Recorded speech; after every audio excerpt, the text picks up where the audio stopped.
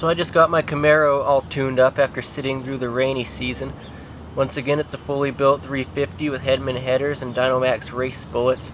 And I'll go ahead and put the full specs in the video description if you want to check them out. So I'll go ahead and start it up and you can hear how it sounds.